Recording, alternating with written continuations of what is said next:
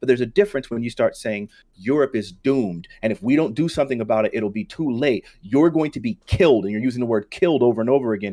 Then it seems like you're alarming people about something that isn't actually happening and leading towards harm. There have been mass mainstream media reports on the Great Replacement saying not only that it's true, but that they support it. New York Times, Guardian, Time Magazine, all of these places have reported that white people are being replaced, they're being destroyed. Some of them, I know you had a recent clip go viral on Twitter. She basically was talking about how the Great Replacement theory is anti-Semitic, it's bigoted, it's Islamophobic. And then in the same clip, someone splices in another one of her videos where she says, we are replacing the white British population. We're winning, boys. This is great. We're doing this. So like you have the mainstream media constantly in the same breath telling people they can't talk about this issue while also saying it's completely true and a good thing. Oh, I love it. I love it. Running cover again. I didn't say that you have to. No. You don't get to call her running cover. Her agreeing with me when she's left wing and we disagree on a lot of things. Of course I do. And literally any person listening to the conversation. Disagreeing with you is not running cover.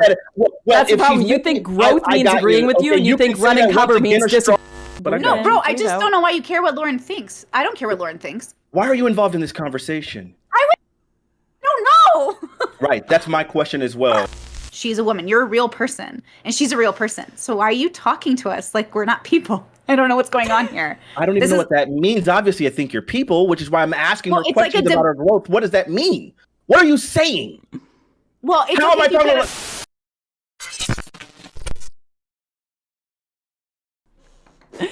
All right. So I'm all set up, ready to go whenever you guys are. Okay. Can we run down? Will you guys tell me what I'm doing here? Brittany, well, I had planned to have you on the call and last minute reached out to Fanatiq to make it a debate night. So you're you're chilling. You're involved. I told Fanatiq you're not like hyper opinionated on anything. He was a bit worried about this becoming a trash fire because maybe, I don't know, you were just going to throw social hand grenades. But I actually think you're probably more conducive to an understanding conversation and trying to hear both of us out than most creators. So hopefully you're okay with it, Fanatiq. Mm-hmm. I'm just curious because I was researching it and we're talking about the Great Replacement, right? Yeah. Because I've researched it. Is it weird? Can I just ask, like, isn't that just normal, like, life? Isn't that how life goes? Like, people cohabitate and have babies differently. And the conspiracy is actually that there is no conspiracy. That some people might just want to replace white people, but, like, they don't matter. Normally, people just fall in love. And naturally, white people will be less. That's not wholly what the theory is. So the theory isn't just to do with, like, mixed race relationships. It's to do with immigration primarily and the rates at which immigration are happening. So it's basically saying, you know, you have one people group in, you know, obviously throughout history, you've had different people fall in love. And I think that that's a much more, way more conducive form of immigration than the current immigration we've got right now. When you have someone that's perhaps from another culture, falls in love, gets married, and then they go into a country and they join the family. They become part of the community, the history, the bloodline. All of that becomes important to them when they move because they're actually like almost forcibly, they have to become a part of the culture. They have to be able to speak with their spouse. They have to do. Whereas immigration, where you have all of these communities coming into a country, going into enclaves, not communicating, not connecting with the wider culture, not becoming a part of the country, that's the stuff that's like ultra causing problems. Because we've had people groups mixing since the dawn of time. That's always happened. That's why if anyone takes a blood test, they'll probably be like, oh, you know, even if they're not a bunch of different ethnicities, maybe they're like, wow, I'm French, I'm Swedish, I'm a bit Russian, I'm this and that. And that's never like completely changed the demographics of a country because it's been a slow trickle in just based on these natural relationships. When people talk about the Great Replacement, they're talking about an unnatural movement of people at a mass scale that's being promoted by government. So we're having people that are being normally couldn't afford to make these trips, wouldn't be able to, wouldn't be allowed to because they don't have the proper visa, this, that, and the other, being brought in by government policies that are directly funding the changing demographics. So that's the difference between what you were talking about and what people view as the Great Replacement. Interesting. Someone Base Tape just said, does anyone remember the Great Replacement being a UN talking point like 10 to 20 years ago? Familiar naming convention too. It was about European birth rates being so low the countries are collapsing. Yeah, there was a UN talking point about it. if I remember correctly. All right, so Fanatiq, I'll let you, you're the one who wanted to talk about this, so I'll give you the floor to kind of bring up your thoughts and what you wanted to confront me about. Okay, so look, it really boils down to, I guess the Great Replacement, I guess, is a good launching point, but I think the broader conversation that I'm interested in is it seems like at one point you've had the nickname, people used to call you alt-right Barbie, right? And it was basically like the idea that you were like Because this, they think you I'm so know, cute.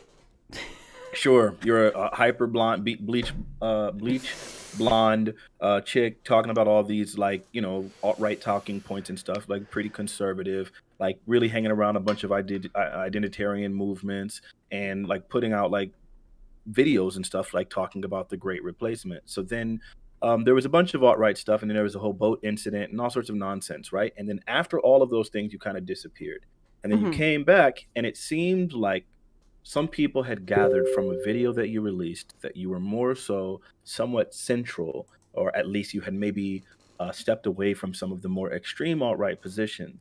But it didn't seem like there was ever any like disavowal communicated. It just seemed like it was just a, hey, that's a thing of the past. I'm no longer that person now, and just kind of moving on. Meanwhile, you have the left wing media that's trying to like make some associations between you and the Christchurch guy, right?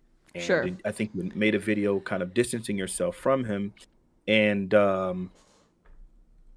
I guess where I say personally, where I feel is I think that this movement, the Great Replacement idea, it seems like it's still influencing people today. So when you have that guy from Buffalo, I mean, go to Buffalo, New York, and shoot up those black folks in that supermarket, and he's like in his manifesto, he's talking about the Great Replacement as the Christchurch guy did. And then you being one of the earlier purveyors of the Great Replacement theory, then it seems to me like there should be some sort of disavowal, especially when you see how it's being used and interpreted.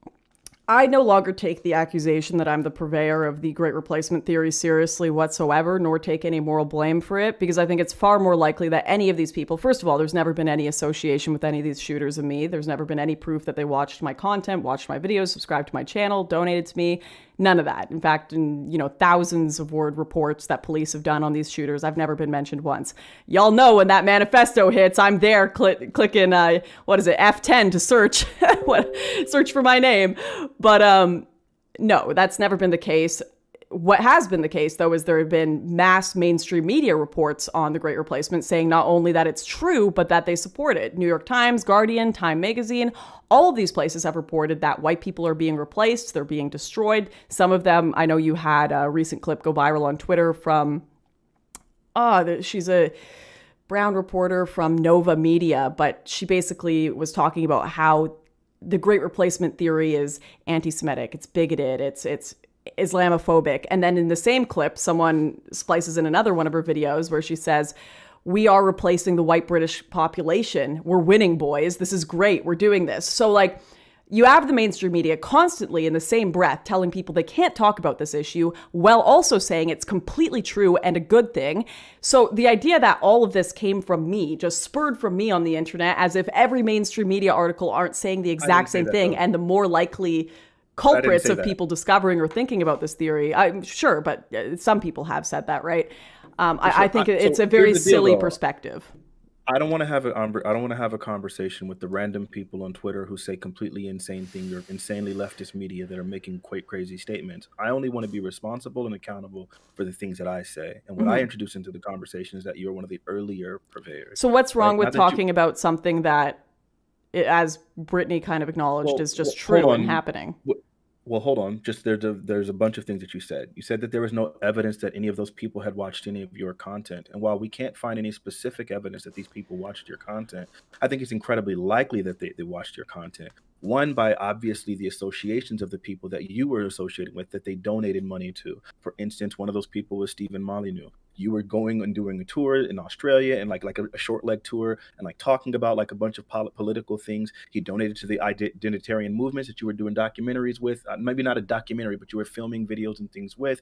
He donated directly to Rebel Media, who was your employer at a point in time. His shooting didn't happen. He didn't directly donate to Rebel Media, but that's okay, false. Right. What you're saying is that he donated. I believe your response to that was that he donated specifically towards some defense campaign, some sort of Yeah, that was just legal being fund. run through the processing system that Rebel had, but wasn't But Rebel. the vast majority of Rebel Media's defense funds are about their own lawsuits that they're involved with, as they're constantly suing and being sued by It other people. wasn't for a Rebel cause, but so that's a moot point. Well, I don't know. Keep going. I don't know if we have that, but sure. So he donated to Rebel Media. He did not donate. He did not donate to Rebel Media. He donated to I'm sorry. a fundraiser. He donated to something that Rebel Media was Rebel So it Media wasn't to me, and fundraiser. it wasn't to my employer. They were simply running the processing system. But okay, so he donated through something that Rebel Media was specifically fundraising, right? And so he donated to Rebel, who was employed by you, and again to a bunch of individuals who you had worked extremely closely with. One of which was Stephen Molyneux,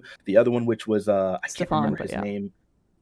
Stefan Molyneux. The other one I could try to find his name. It was it was the guy that was part of the what does any of this have to do with why I should apologize? I don't think that Obama should apologize for the Weather Underground. That wasn't my position. Bomber donating to his campaign. But you're strawmanning because I didn't say that you should apologize necessarily. You started this with I would believe there needs to be some sort of apology or something for your associations. You started by talking about that. Disavowal. So why would a donation to someone, even if it were to me, why would that require a disavowal? I don't choose who donates to me, nor do I choose who donates to other people that I've spoken to.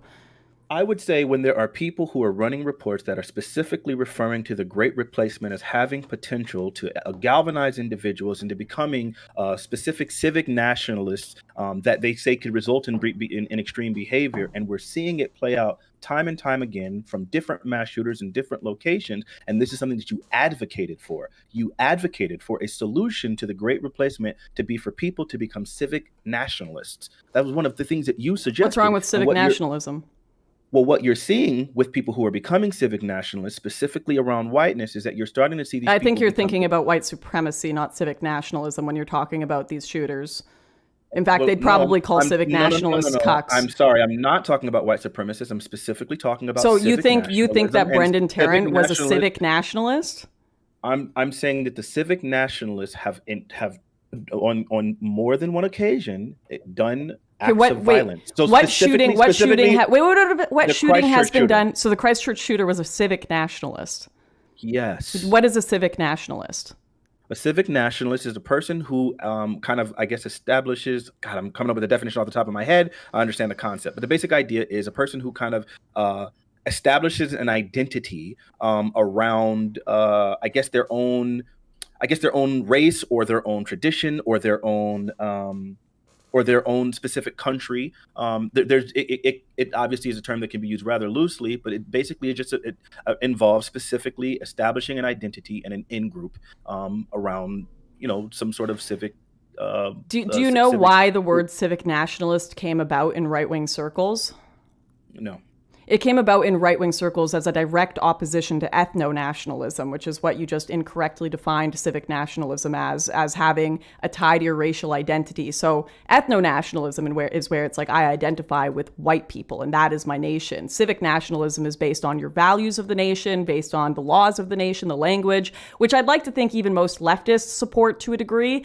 If they don't, then they don't really believe in a state or a nation at all. So, but then the problem is that you guys use these words interchangeably. For example, no, they're not used interchangeably. Yes, they do, because there's plenty of times where they will be talking about specific nationalism, and they will specifically be talking about white culture. So when you say that they value the traditions and the history of the country. So do you think any sort of nationalism? A lot of times that those things are centered around whiteness. When you specifically talk about migrants in different places, you're not just talking about if there's Polish or other European migrants, you don't have a problem with it. You have a problem when these people are black, or when these people are of a different, or when these people are Muslim, or when these people are of a different religion in general. So a lot of these things are used interchangeably. You don't get to so many people. I don't know if you do this, but so many leftists will say there's no such thing as white culture, and then simultaneously accuse right wingers who say I want to retain the culture of my country of wanting to retain white culture. Like, you guys need to decide, is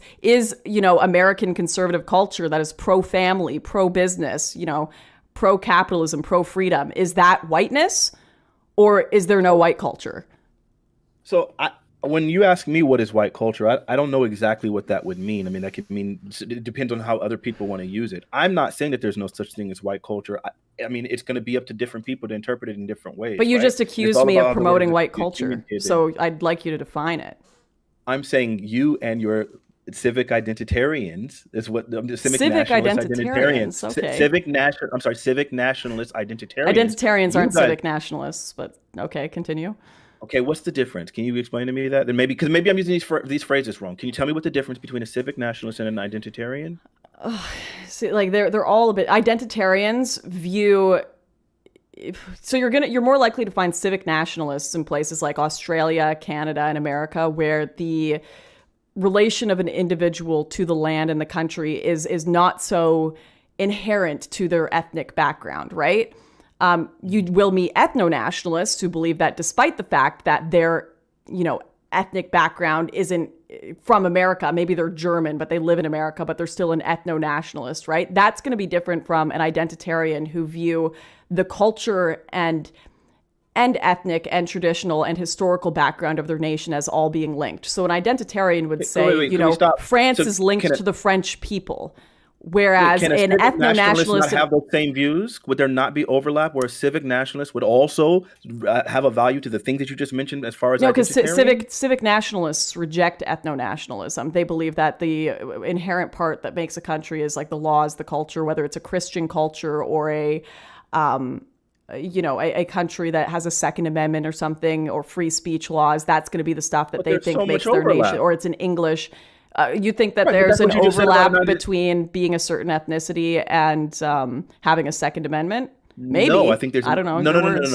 no, no. No. What I'm saying is that there's an overlap between the ways that you described these things. So when I asked you the difference between these two, you went in and said this is where you'll find civic nationalists, and then said this is what you will find. There's an This is what overlap in lots of things in the Hold on, world, what you but said was then things you are said still. this is what substantially is as an identitarian, and what you described as would be substantially found within identitarianism were literally some of the exact same things that you would find within civic nationalism. Correct. You also So find then there is a great similarities deal of between men overlap. and women. Men So you're making drink this water crazy and deal women about drink some sort of water. distinction. Okay, good. Men So have then a it seems brain like and women have a brain, but there's still I get significant you. differences. I totally agree. And the question that I specifically asked you is, can you tell me what the distinction is between these two things? And what you mentioned were things that were significantly overlapping. So again, can you please give me the distinction? What is distinct The about an distinction is the identitarian focus on that cannot be ethnic. found within? The distinction is the focus on ethnic identity and heritage. There's a big and that's one of the main reasons that the word civic nationalist came about in conservative right-wing circles, was to distinguish themselves from people who have a serious tie to their nation, heritage, tradition, but also see ethnicity as extremely important, which within some identity not be circles, interchanged with race in plenty of occasions. oh, race, yeah, race, ethnicity, whatever. That's something that civic nationalists generally reject. That the culture of a country is entirely inherent on its race. That's what a civic nationalist is. They reject that, whereas someone who is an ethno-nationalist embraces that, and that's a huge distinction. Okay. So my point being, it seemed like, well, you definitely, you link with a bunch of those people. And it seemed like when the Christchurch shooter and this recent dude in Buffalo, I don't remember his name, thank God. When you have these people, and Dylan Roof as well, when you have these people who are literally spouting off the great replacement as part of their motivation, and then you have reports that are basically saying that this is something that is found within this movement. We're starting to see people encouraged to do things, and it seemed like you had what do they call it, a crisis narrative attached to the grace replacement. It's not just something being said as simply as, hey, well, there's just a thing, and it seems like this thing is happening, right? Which is what the left wing might do, where they'll say it seems like that the white people might not be the majority forever in the United States. Sure, whatever. Some of them do, maybe, I don't know. But if someone makes that statement, there's no crisis narrative attached to it. But there's a difference when you start saying Europe is doomed, and if we don't do something about it, it'll be too late. You're going to be killed, and you're using the word killed over and over again, and they're intentionally overthrowing these tyrants. And when you're using that kind of when did I say people sounds, are going to be killed? You said in multiple videos. Okay, can you just give me a quote so we can see the context? Oh man, I don't know if because that's important. God. If I'm saying you're going to be killed if you run around naked in an Islamic square, yeah, you probably will be. And it's probably good advice to tell people not to do that, right? Depends on the context of the quote, what I'm saying. Also, Sure, I always think I got the quote. I have the quote for you. Let's hear He it. said, "What is happening is being described by French writer Renaud Camus as the Great Replacement, the replacement of native populations with immigrants that have no connection to the history of culture of the country and have no intentions of assimilating to or preserving it, therefore shifting the entire identity of European nations, as a result, killing them." So killing the nation and its identity. And also, that's not even my quote. I'm quoting Camus. Well, yeah, no. So, okay, so this is the thing. Yes, you can be quoting Camus, and that seemed like that was more of a paraphrase than a direct quote. And also, what you're doing is you're saying this isn't my quote, but what you're doing is you're trying your best to describe and paraphrase this ideology. You literally labeled your video "The Great Replacement." Mm-hmm. You quoted him in the beginning, but then are giving your own take on this to try to distance yourself from this video that you are disseminating. Seems a little disingenuous to me. I'm not distancing myself. I'm clarifying. I'm not telling people you're going to be killed tomorrow. I'm saying that the culture and identity of these nations will be killed eventually, as leftists are cheering on and saying should happen. So that's one if things quote, but there were stay multiple. On the course. I want to ask though. This is really an important.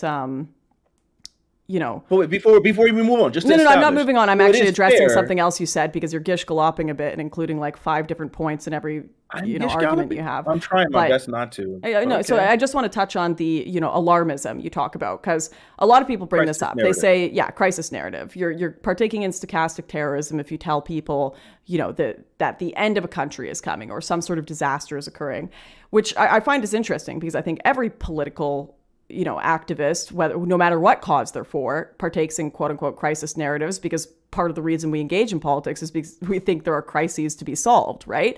So someone who says, black men are being killed in America at an exponential rate and something needs to happen about the way policing is going on, otherwise black people are in danger on the streets. Someone like yourself has probably had these conversations. That's a bit of an alarmist discussion, right? Can we end? Can we have? What about? Can we have? Yeah. Well, if the whataboutism leads to hypocrisy on your end, then that raises a lot of questions, doesn't it?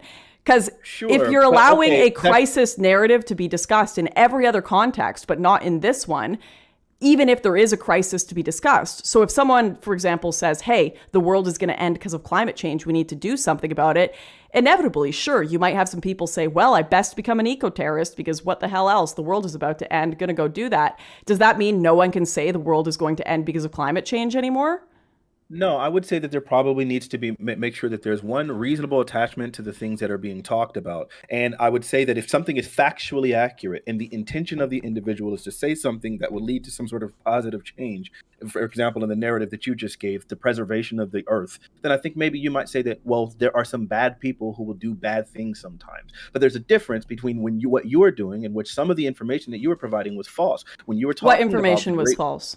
Well, for example, when you were talking about the Great Replacement and talking about the French population and how that so many people were going to be foreign born by a certain amount of time, and that that's what you were implying, that Muslims were taking over the country and so on and so forth.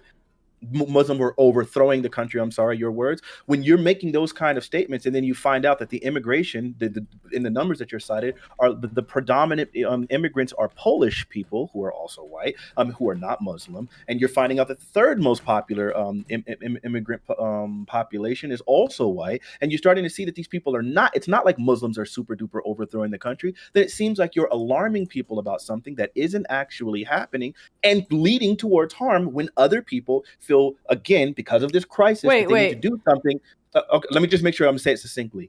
The problem is you're telling people that there is a crisis and that they need to do something. And then as they're, and one of the things that you're telling them to do is to align themselves with civic nationalists. And then through those movements, who I don't believe are incredibly distinct from identitarian, but given the sheer amount of overlap, they start getting galvanized into doing very heinous things like Buffalo, New York, and Christchurch shooting, then it seems like there is an attachment here that you're doing everything to distance yourself from, while all of the evidence tends to show that, yes, there is a correlation. This guy was looking at all of the people he donated to. The Christchurch shooter donated to all of the people that were in Are you going to let me respond to one point? Can we stick to one point at a time? Because you keep gish galloping and including. You're like, let me finish, but you're going into different points. I'm not gish galloping, but okay. Well, just let me, because like if you're going to bring up the topic, like, you're lying about the fact that there's, mass immigration to these countries.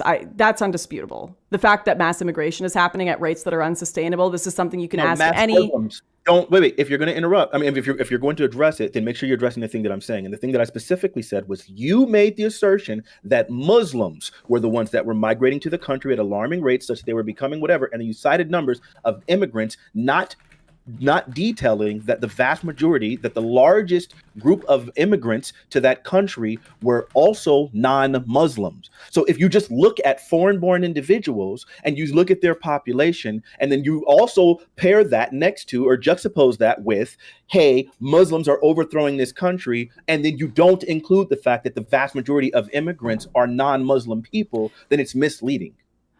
When did I say Muslims are overthrowing the country? If you could give a quote. But the point is, rates of Islamic immigration to Europe are drastically up, and this is undisputable. This is something that even the left-wing Swedish prime minister is acknowledging in their own country, saying we've created two parallel societies, and it's Europeans.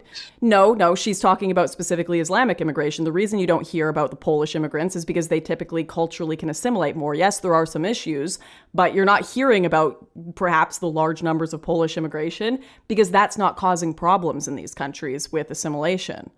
Sure, but here's the thing, where you're doing it even right now. First off, let me give you the quote that you asked for earlier. You said the Great Replacement is a term coined by French writer Renaud Camus, referring to what he views as the irreversible overthrow of France and its culture by Muslim immigrants from the Middle East and North Africa. So that's when you're talking about that. So when your video is about the Great Replacement, and one of the data points that you're using to support your video is specifically just the foreign-born immigrants, but you don't include the information that the vast majority of foreign-born immigrants are from Poland, then or other European origins. Send me the statistic I used. I'd be happy to look at it and correct it if you are correct that is a statistic that includes Polish immigrants.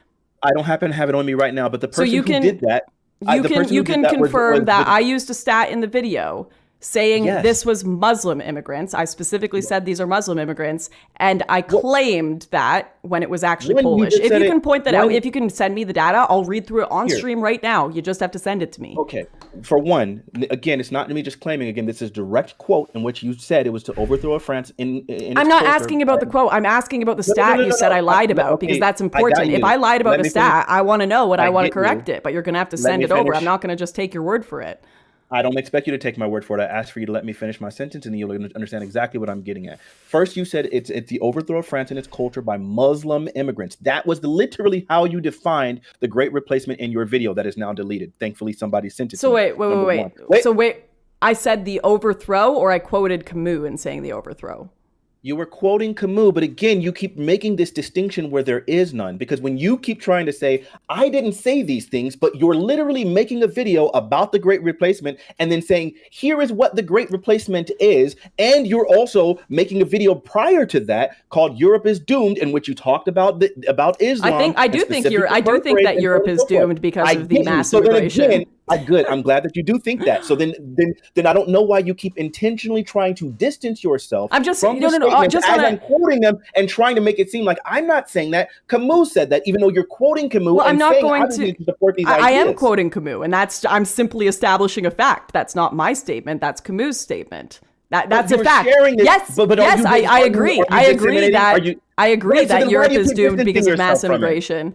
So then this isn't a distinction. So what's the point? Okay, so now, first off, you made that statement first, and then secondly, when you gave the statistics specifically about the migrant population and foreign-born population in your own source.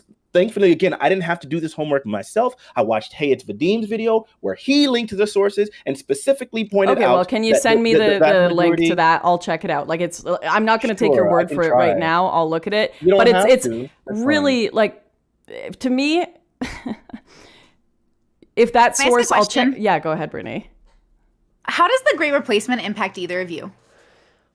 I'll say the way the Great Replacement impacts people like myself is when you look at like the Buffalo shooting and where people are going out of their way to target specifically African American communities. armed by this crisis narrative that she was one of the early purveyors of, and they believe that they need to do something drastic, which means killing random Black people, like in random neighborhoods. That's where it starts to do that. So then that creates trauma within the Black community, where we start feeling like, hey, it's nerve-wracking because you don't know when these things are going to happen to you, right? So then I think that's where these things happen, where my immigrants abroad start feeling like, man, there's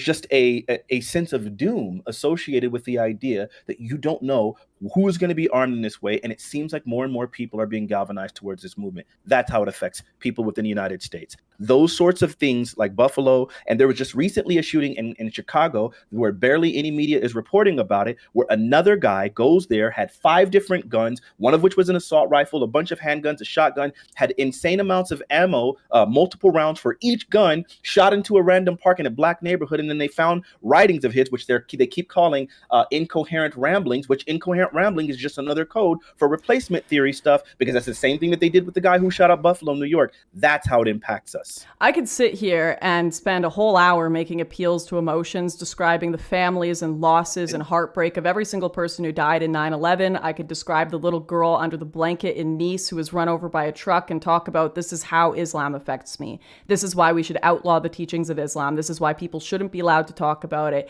because look at this dead child at a concert in Manchester, right? I could sit here and do that all day, but that would be horribly bad faith. There is a difference between advocating violence, there's a difference between committing violence, and there's a difference between talking about subjects. And if anything, the Great Replacement has far more,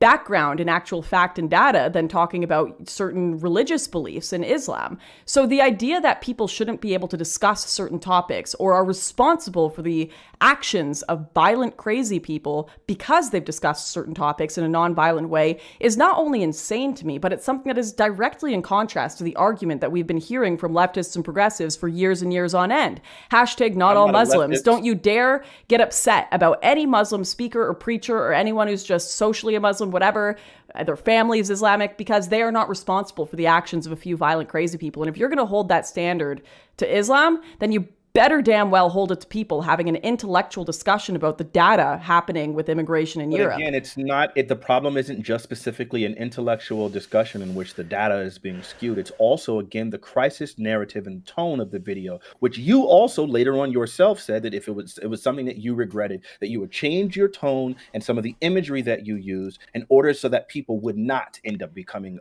galvanized towards doing violence. I don't think I'm responsible for people committing violence, but I absolutely, listen. Are you going to let me finish my sentence so I can explain to you why I said that? I'm sorry. I was in the middle of speaking and you interrupted me, and I waited until you were done speaking before I spoke. So if you would let me finish, then I'll go ahead and go. Are you going to gish gallop or let me respond to what you've just accused me of?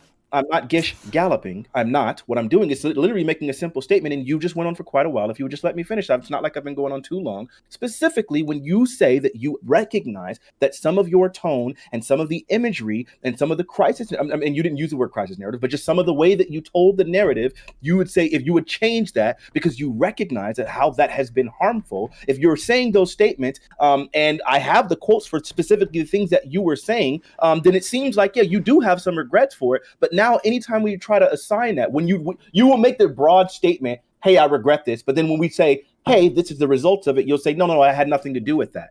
What's the point of regret if you're going to deny all of the attachment?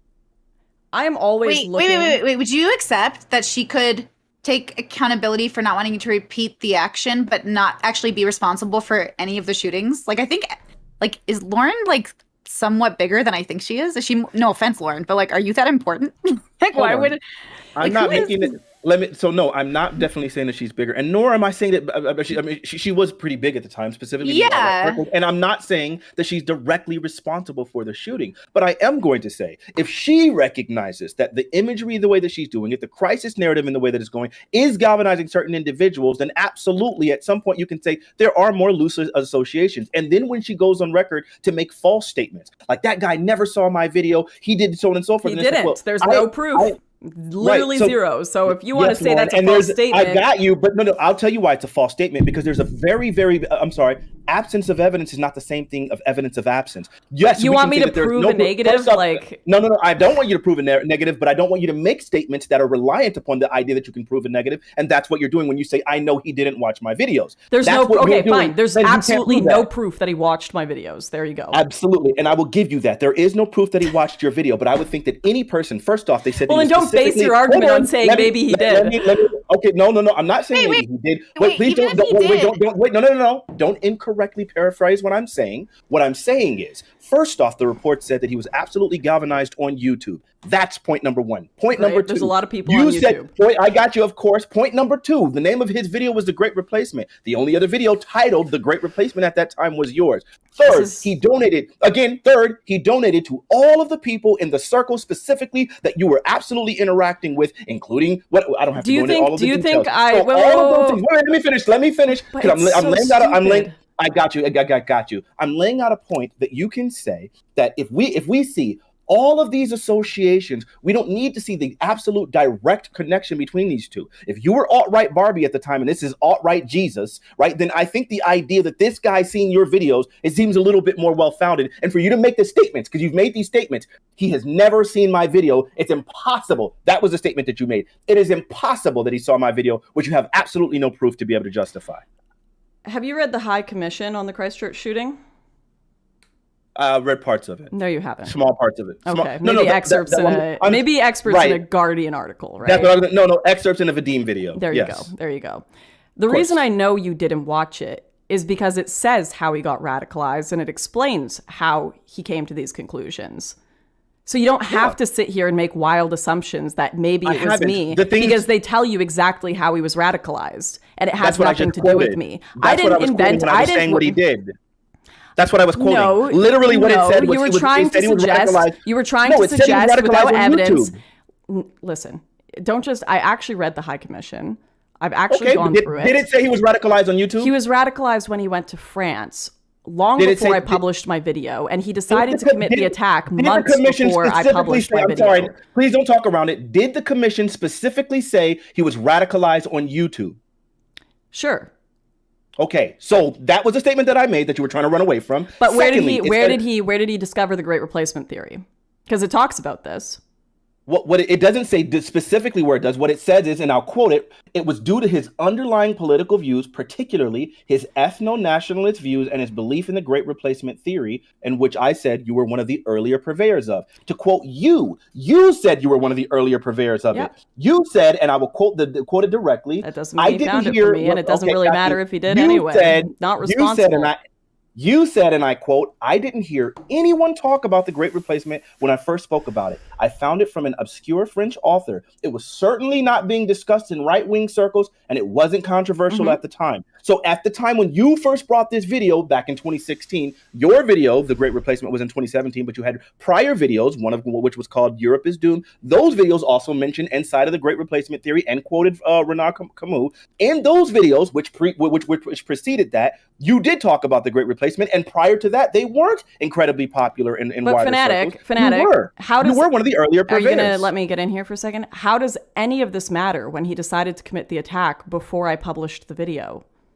But no. I'm sorry. He decided to commit the attack before you published the video titled "The Great Replacement." Yes. But you were part of multiple videos before, such as "Europe is Doomed," in which he decided. Which preceded him going to Australia. Cool. Okay. Wait. No. You've just spent this whole time talking about how it was my Great Replacement video that obviously was linked. Yes, you did. Yes, you did. I'm about to mute you if you don't let me finish here. You have spent this whole time talking about how it's inconceivable that this manifesto title would match your video title and he didn't watch it and you were one of the early purveyors. You made it popular. It's just inconceivable that he didn't find it somehow through you, but he decided to commit the attack before I published the video. So don't backpedal here and say, actually, it had to do with a bunch of my other videos. Okay, and I will quote once again, this is not the first time that I mentioned the video Europe is Doomed. I specifically mentioned the fact that you worked with Rebel Media, and when you worked with Rebel Media... Okay, so how did working with Rebel Media cause the attack?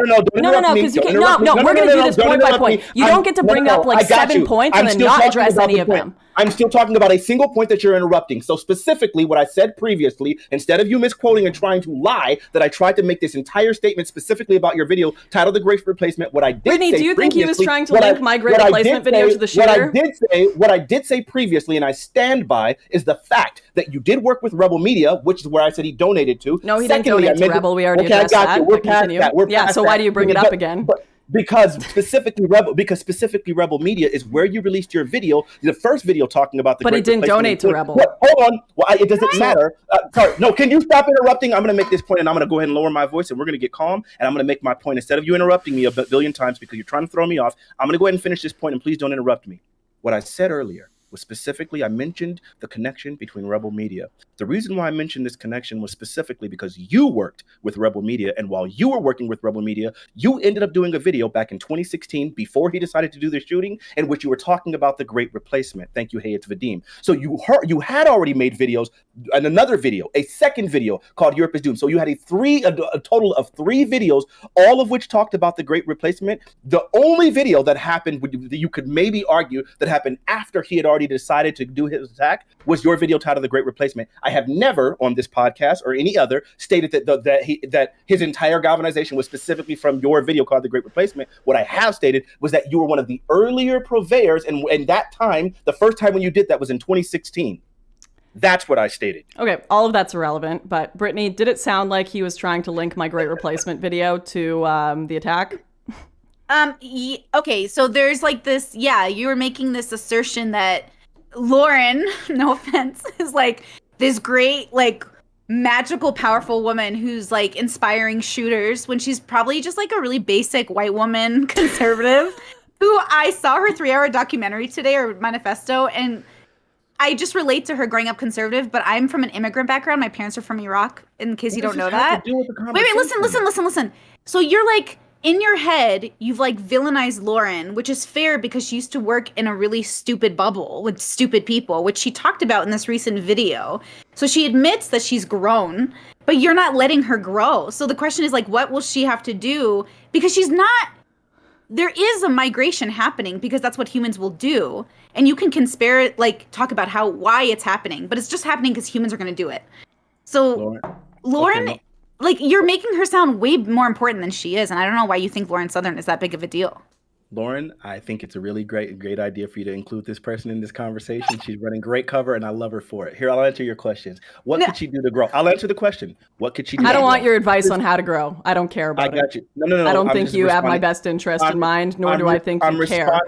I'm responding specifically to what Brittany asked me. You invited her into the conversation and had her interject. So please allow me to respond to her useless and seemingly innocuous or whatever, unfounded interjection. Specifically, what I would say is the thing that is indicative of growth is when you actually do things to indicate that growth. So for instance, maybe there was a point in time when I had really hyper conservative views that others might see were somewhat harmful, specifically about different demographics. I don't have to get into any of those specifics. I'm going to assume the gays. Nope, I don't have to say anything about any of those individuals. Now, what I can say is, as I've continued to grow in those areas, you'll see a complete difference. You'll see me walk back those statements pretty clearly, where I will say, I don't believe that anymore. That was a position that I had, but not anymore. But the thing is, she hasn't. As she said over and over again, she's reaffirmed multiple times, I haven't changed at all. I have not changed any of those beliefs. I still believe those things wholeheartedly. So once you make those kinds of statements, where is the growth that you're indicating? If the growth is supposed to be some change in mentality, yet she's saying that nothing has changed, she's saying, I will go on record and say, I haven't changed at all. I'm not weaseling. I still believe the exact same way. I'm still the same person. Then I don't know why you're asserting that there's some growth there. And secondly,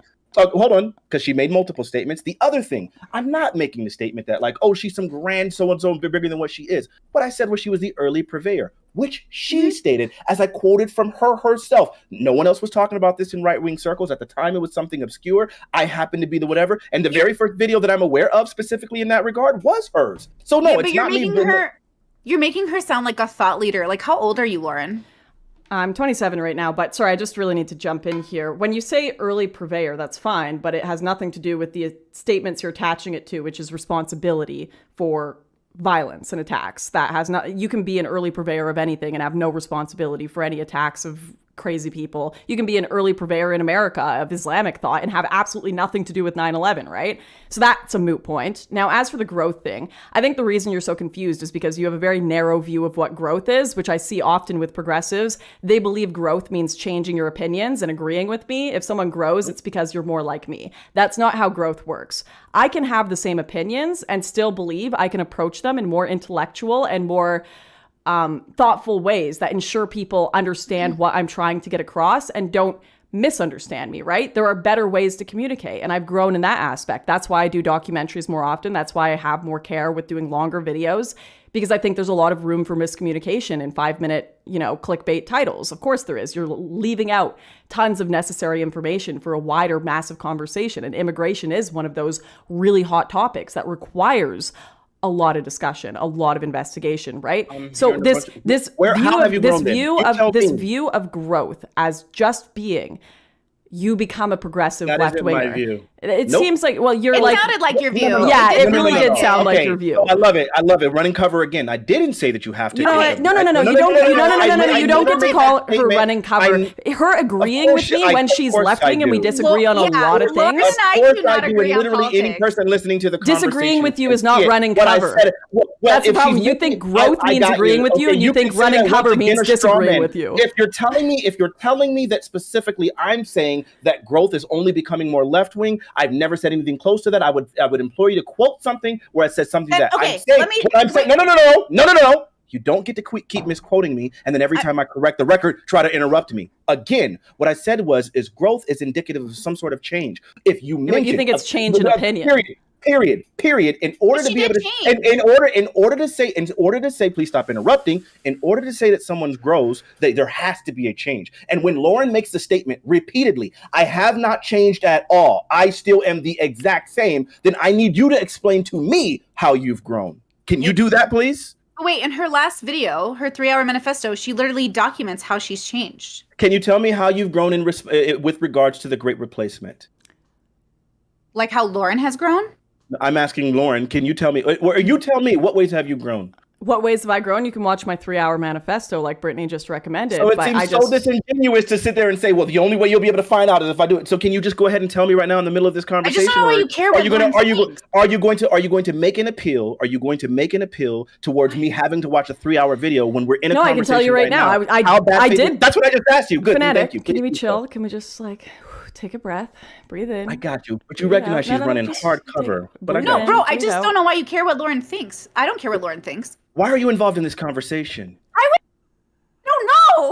Right, that's my question as well. Because obviously I have my opinion. Was he invited after me or before me? He was invited after you. So sure. But I had no idea when I accepted originally that you were going to be there. And so far it seems like we're having a back and forth conversation about something which you were almost entirely uninformed, and it doesn't seem like you're able to meaningfully contribute at all. I'm a philosophy person, so I just look at it like you guys are doing the political angles, which doesn't allow Lauren to grow in any real way. Because I don't know how you can assume that. You don't know you don't even know what my definition of growth is. And again, I'm asking her for what example she has of growth. And again, nothing that you're saying I already explained them. Anything to do with distancing or have anything to do with your actual contributions to this conversation. You haven't done anything. I don't work in I go human to human. You are a man, she's a woman. You're a real person, and she's a real person. So why are you talking to us like we're not people? I don't know what's going on here. I don't even know what that means. Obviously, I think you're people, which is why I'm asking her questions about her growth. What does that mean? What are you saying? Well, how am I talking about? I'm sorry, Lauren. Can you please give me a single piece of evidence that I'm talking to you like you're not a person? What is this even talking about? I mean, she's detracting from the conversation. I'm listening and responding. You're just saying because I don't agree with you that I'm not listening. That's not it. I've been listening and I have been responding. You've asked me like 5 times. For example, at the beginning of this conversation, we were discussing civic and ethno-nationalists, and I gave you the clarifications between them, and you kept repeatedly asking me to redo it. And people in the chat noticed this as well. But now, let me finish, Kay. You gotta chill. You gotta let me finish. You gotta let me finish here. So then you asked me to describe how I'd grown right after I had just spent a whole rant telling you, I think there are better ways you can approach video making. You need to be more nuanced. You can't just do things in 5-second hits. Yes, you can have opinions on issues, but if you're constantly just talking about them in the form of talking points rather than in-depth discussions, you're probably leaving room for miscommunication, which I think is bad. And I think I have left room for miscommunication in the past when I've based a lot of my videos on these, 4-minute quick hit videos. And that's why I've put more effort into doing investigations, doing documentaries, having conversations with people that disagree with me. I'm talking to more left-wingers now than I ever did at the beginning of my political career because they were the other side. And now I'm like, you know what? I actually want to understand how your mind works. I actually want to hear you as a human being. So it sounds, because you kind of just totally rejected that point that I brought up, it feels like your opinion of growth is an opinion change, not how you engage with topics, not how you speak to other people, which honestly I think is a far more important thing in a human being than their politics at all. I much prefer a person who's a far left progressive that has integrity, that can have a conversation, that can be kind, than someone who's agrees with me on every issue but is a dickhead, right? So there's aspects of growth that are far more important than just your political opinion growth that I'd say I've absolutely engaged in and absolutely grown in that way. But because I guess we're debate brain rot on the internet, the only way a lot of people see growth is if I go back and I say I disavow everything I've ever said. That's not the case. I don't disavow everything I've ever said. I think it's really, really difficult to have conversations where I'm constantly being associated or strawmanned, and you're putting words in my mouth that I didn't say, misquoting me in different places, literally comparing me to random people on the internet and saying, well, this is what people think growth is, when I haven't said anything close to that because I actually absolutely provided a definition. Secondly, when you were talking about like when I asked you specifically for the distinction between the two, and then you literally just tell me these things that are obviously overlapping, and it takes me debating you into recognizing that there's an overlap in the thing that I was asking you about. But the overlap doesn't matter. The distinction matters. Yes, but the overlap does. You're right. The overlap doesn't matter unless a person is asking you for a distinction. So if I'm asking, so when I gave you the distinction, no, you didn't. What you gave me was the overlap. So if I asked you what's the distinction between a square and a rectangle, and you say, well, they both have 4 corners, then it's like, okay, well, again, that's not a distinction. What's the distinction? I gave you the distinction. You struggled. Man. I mean, you can go back and re-listen to it. You just. I got you. Maybe it got lost in the debate and interruption, so then maybe I didn't fully grasp that. But I am trying to actually engage in the conversation. But anyway, my point being, again, when you mention the growth thing, right? So yes, if your definition of growth is I used to make crisis narrative alt-right videos and now I'm making crisis narrative alt-right documentaries, it doesn't seem like very much of a growth. It seems like you're probably still contributing to the same problem. But I don't know. Maybe that's just me. Well, the thing is, one person's crisis narrative is another person's genuine crisis that they're going through, right? I think you only view these things as a crisis narrative because you don't see them as a problem. Whereas if you talk about police being, if you talk about black people being shot by police, and I said you were just talking about a crisis narrative, you'd reject that definition too. No, what I'm saying is objectively, your videos do implore a crisis narrative, as you have indicated. So is a crisis narrative always bad if there's a genuine crisis? Because you're saying that with a negative connotation, as if it's some sort of crime. You're going to keep interrupting, as you have indicated when you said that was one of the things that you would change. I would change to have more nuance and depth in the discussion, as I have in a massive documentary called Borderless I made, which you can go watch if you're actually interested, but I don't think you are. I think you're interested in getting your Lauren Southern gotcha.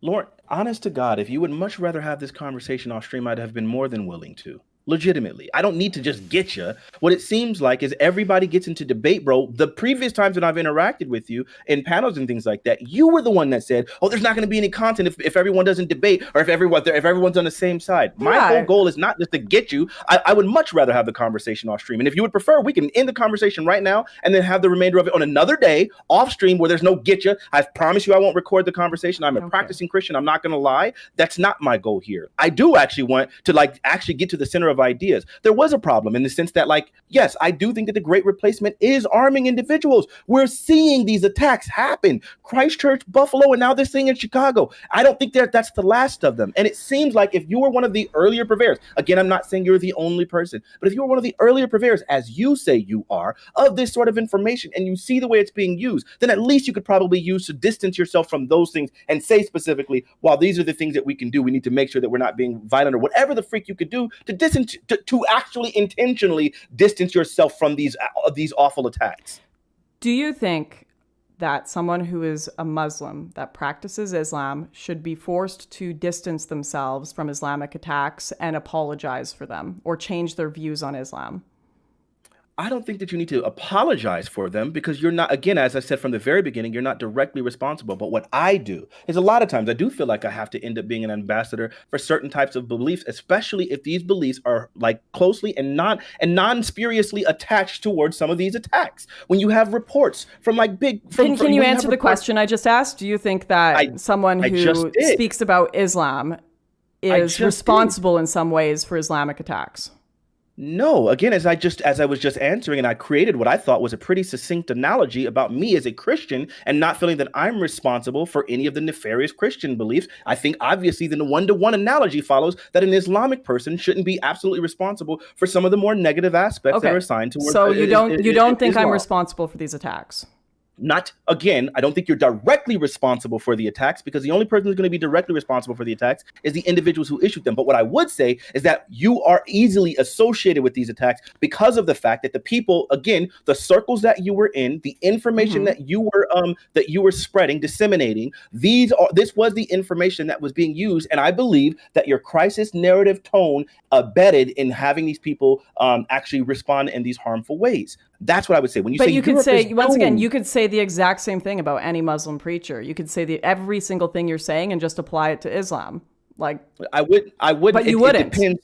I wouldn't. The reason why I wouldn't is because specifically I would need to see which parts of Islam that they're talking about, because extremists can act in really extreme ways. But I would say that people who are responding in an alarmed fashion such that they're willing to do egregious things probably feel some sort of way panicked. And when you're saying things like, when we're only going to wake up when it's too late, or when you say things like we are doomed, when you say that we hate ourselves and there's nothing we can do about it, when you say that they're killing us, I've never said there's nothing you can do about it. I'm sorry, you're right. You said you're saying that the media is blocking us from knowing this information, and they're the people, the powerful elites are doing these things, and so you're making people feel powerless, and you're saying that we have to, and again, all of this speech, it's used concomitantly to build a narrative. No, what needs to happen in this conversation? Let me finish this one succinct statement. All of these things, these statements together compile a narrative that there is something alarming happening. No one's doing anything about it. The powers that be won't allow us, and we better do something desperate to fix it. And we're seeing that the desperate acts that these people are doing are terroristic acts. Those are your words, not mine. We need to do something desperate to fix it. This is why it's very difficult to have a conversation with you, because all the time you're accusing me of misquoting you. You keep doing the same to me. And I didn't say it was a quote, it was a paraphrase. Okay, well, paraphrasing in a way that's very convenient for what you're trying to argue, right? Well, I'm doing what I feel is an honest, genuine paraphrase of what I believe that these things amount to. So now, look, here's what's the problem. You're not even willing to entertain my perspective, which, and again, it doesn't seem that spuriously founded, that all of these things concomitantly end up like saying something desperate needs to do. When you say the statements like, hey, we better do this before it's too late, that seems like, yeah, something desperate needs to be done. Do what before it's too late? What did I say we need to do before it's too late? Join civic nationalist things, and then you kind of leave it open like Jordan Peterson does for the other people to start to end up kind of coming up with their own narratives. That's what it is. You don't ever come up with any peaceful solutions or anything. All you do is just say join civic nationalist movements, and we know how freaking identitarian movements and civic nationalist movements both tend to feel extreme and do extreme things. Those are extremist positions. So do you think that if you were to say we need to protest the police because of police shootings, that the dozens of people that were killed in the Black Lives Matter riots, everyone who said you should join a movement to protest the police is responsible for that and should have never done that? They should have never done BLM protests. They should have never posted black squares on their Instagram, never supported any of that because there were some crazy people that took that and committed violence and mass destruction. One, this is a complete false equivalency. It's not at all. Because these are both dire political issues that people deeply care about and want change. So do you want me to respond or not? I mean, you're the one who's been talking the most here, so go ahead. I got you. Well, look, I'm arguing against one person and another person running cover. But anyways, in response, she has. But in response to the question that you asked, no, I would say that this is a false equivalency. No, I don't believe that simply talking. Of course, obviously. Let me explain. So yeah, I would say that protests have been like part of a civic, part of a the civic discussion for God knows how long. They have obviously, this is how you raise awareness for these things, and no one should say that protests should be problematic. But when you have white Antifa going and hijacking movements and doing violent things in the BLM riots, then things. Yeah, it was all white people that did all the violence in those riots. I didn't say it was all white people. No, I didn't say that it was all white people. Just white Antifa. First off, the vast majority of BLM riots were peaceful, over 93%. Second off, when you do discover God knows how many different videos of Antifa people going and doing these riots and black people in those situations begging them, please stop, we're going to take the blame for this. That's a whole nother conversation. Yeah, it was all black people begging white Antifa to stop violence. I think in every video that I saw, unless you can show me unless you can show me videos of any white people in those scenarios doing the same begging, then I would like it. But I didn't see any. But again, the vast majority of these things were peaceful, and I think it's insane to sit here and say, "Hey, we're protesting this thing," when we have obviously decades and centuries of examples. Civic nationalists and ethno-nationalists are 99.9% peaceful too, probably more so than the rights of BLM people in the States. When we have examples of decades and centuries of peaceful protests in which people bring awareness about these issues to then try to associate that thing with something. And I think the distinction decades and centuries, like the LA riots, Sure. So you can handpick a few of these riots, but again, the vast majority of protests since the history of protests have been peaceful. And guess what? The vast majority of people who talk about immigration, vast are peaceful. To automatically assume these things to be negative. But again, if I could just finish a single point. So when you try to compare that towards the great replacement theory, when you have these reports in which they're literally saying that this specific identitarian movement and these alt-right people are literally galvanizing people into violence, and we're seeing in egregious death toll attacks, when you see these things, and again, it doesn't seem like there's a whole bunch of peaceful people from these same movements doing the same things, then it seems like there's a greater association. I'm sorry, I kind of lost my point because I keep being interrupted incessantly, but it's okay. Well, you're talking lots, man. I do have to wrap this up pretty quickly here. Brittany, I'm sorry you didn't get to engage much. I apologize. I know I invited you on my stream. The two of us. Yeah, okay. I invited Brittany. I was playing Minecraft. Good. I'm going to have you on again, both of you on again, so we can further this discussion. But Fanatiq, if you want to give kind of a closing statement, your thoughts, where people can find you, that would be good. I should have more time next week, if you guys wanted to join, or Brittany and I, we can do our own conversation. Fanatiq, we can do our own conversation. I apologize. I was throwing out invites and I wasn't sure who was going to say yes. You both said yes, so figured I'd have you both on. It was fun. Yeah, it was fun. It's okay. Sure. So in closing, what I will say is, look, people, we share things that mean things to us. And obviously, if it's something that's meaningful to her, then that's the message that she's sharing. But I think that when someone's like backtracking, for example, they immediately delete their video immediately following the Christchurch shooting. When those kinds of things happen, I think it's because there is an obvious association that they're afraid of being made. And when it seems like, again, that they are like one of the progenitors and one of the earliest purveyors of some sort of information, I would say that it starts to be a little bit scary to me for them to say that I have no association with any of the negative, harmful attacks that happen there. Even if, whatever. I do allow for people to grow, and I don't think growth means that they have to change all of their positions. What I would say is like disavowing some of these attacks, like speaking specifically with regards to those things and saying, hey, while the great replacement, I believe, is real, even though the evidence says it's not, if you want to feel that it's real and you say that I want to protect these kind of cultures, then I think you can say so while also recognizing that no violence is absolutely necessary. And I mean, it is needed, and that we should be distancing ourselves from those things. That's what would matter to me, especially just considering that these things are continuing to happen. You can follow me at twitch.tv/Mr. Fanatiq. I'm live right now on YouTube at Ask Fanatiq. I want to shout out to Hey It's Vadim for giving me, for me being able to follow a bunch of his information. I think he did a really beautiful job explaining some of the heinous things that, like, just the lies, I think. And I think there was another guy named Sean. I don't remember his channel specifically. Twitch.tv/Mr. Fanatiq. All of my music can be found under the name Fanatiq, Fanatiq. I'm a wonderful musician. I said it about myself. And I love political conversation. You want to challenge me on anything, you can always reach out to me. I'm willing to talk on or off stream.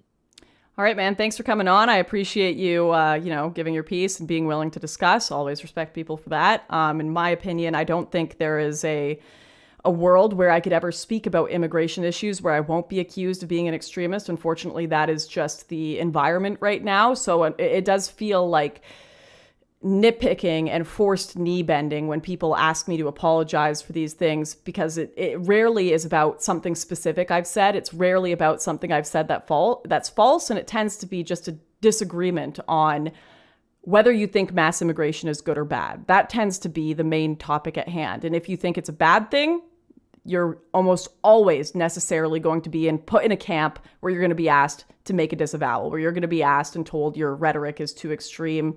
How dare you have these opinions, right? So I do feel that the idea of wanting me to apologize or change my opinions on these issues is kind of a performative kiss the ring to the progressive narrative around immigration. It's not actually a discussion of could this cause problems. It's not actually a discussion of the points being made, but a disturbance at the fact that I've deviated from what the expected opinion on these issues is. And, you know, there's all these attempts always to connect me to shootings with no evidence. There's all these attempts to connect me to extremism and being the purveyor of it. Whether I was one of the first people to talk about this or not doesn't really matter. These are never the standards that people would hold Muslims to. These are never the standards people would hold climate activists to, who all make such great claims about how the world is about to end, who talk about how we're doomed and the entire human race is going to die. But these claims are okay because people believe they are based in fact, right? But my claims about immigration and the problems I believe it may cause, they say are both not factual, while also factual as long as you think it's a good thing that white people are disappearing, which causes I don't know, it makes you kind of think that there's something dishonest going on with this conversation, and none of it is really about having an honest conversation. And I don't know if you are being honest coming into this. I hope you are, Fanatiq, and if you are, I appreciate it, even though we disagree. But my growth has never been about completely changing my political opinions. Some I've changed, but that's not what I see as growth. My growth has been a personal growth, willingness to talk to people, willingness to dive into topics at a more nuanced level, try to miscommunicate less. That's what my growth has been.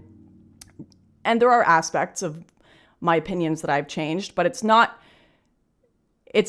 ones that are ever going to be a comfortable fit for what progressives want me to be. I'll just say that much. And that's okay. I'm okay with that. Brittany, what did you want to shout out anything? I'm Brittany Simon on YouTube, and I think politics is silly. But I appreciate being here. Got him. Thanks so much. And I just think it's really funny. We just take ourselves really seriously, and I don't know if I can do that. But I appreciate being here, and it was nice meeting you. And Lauren, please hit me up. Like, I'd love to talk about, Okay. life. Yeah. Well, we'll do a one-on-one conversation. This was definitely a weird matchup. So I apologize, Fanatiq, for jumping on you and vice versa to Brittany. I probably should have communicated better, as I'm saying. I've grown in that category, apparently not. So I will talk to you both. Hopefully next week or the week after, we'll be in touch. We'll have one-on-one conversations. Appreciate you both. Have a good one.